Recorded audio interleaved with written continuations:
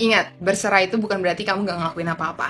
Bukan berarti kamu jadi males dan kamu gak ngelakuin bagian kamu. Kamu itu sama aja kayak yang namanya mempermainkan kuasa Tuhan.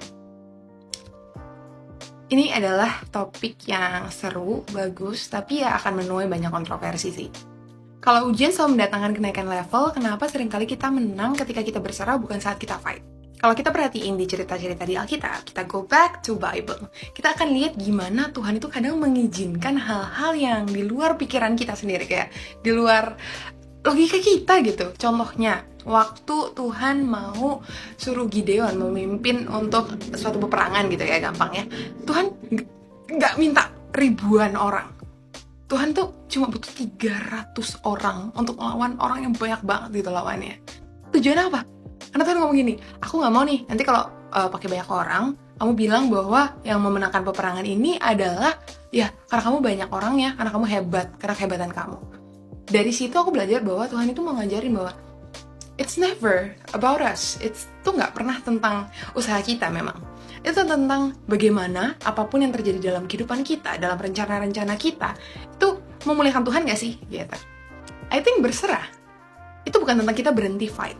Berserah itu tentang setelah kita melakukan yang terbaik yang kita bisa. Setelah kita memaksimalkan talenta yang kita punya, yang Tuhan kasih. Setelah itu, kita kasih. Bukan kehendak kita yang jadi, tapi kehendak Tuhan yang jadi. Ketika ini terjadi, ketika kita sampai di titik dimana, oke, gue udah ngelakuin yang terbaik nih yang gue bisa. Gue udah mengampunin sebisa gue udah melayanin sebisa gue udah bisa. Gue tahu nih, gue sadar bahwa gue sedang melakukan yang terbaik dalam kehidupan gue hari ke hari. Dan ketika hati kita menginginkan sesuatu, kita bilang sama Tuhan, oke Tuhan, ini aku udah ngelakuin semua ini.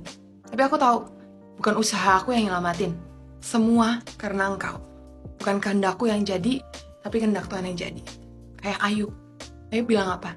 Tuhan yang memberi, Tuhan yang mengambil. Terpujilah nama Tuhan. Ingat ya, bukan tentang kamu gak berjuang. Bukan tentang kamu gak fight. Bukan tentang kamu gak ngelakuin bagian kamu.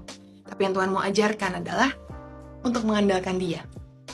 Untuk ngelakuin bagianmu, dan fokusnya bukan tentang kamu. Tapi tentang memuliakan Dia dalam segala hal. Jadi, kalau kalian memang mau naik ke level, kalau kalian memang mau semakin dalam pengenalan dalam Kristus, ingat bahwa hidup kamu ini adalah surat terbuka. That's why you have to ngelakuin yang terbaik.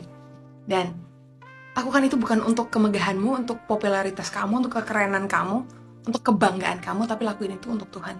Supaya lewat hidup kamu, orang bisa lihat Tuhan, dan dari situ orang akan penasaran gitu loh, nih orang kenapa bisa hebat? Oh, ternyata karena Tuhan ya. Gitu.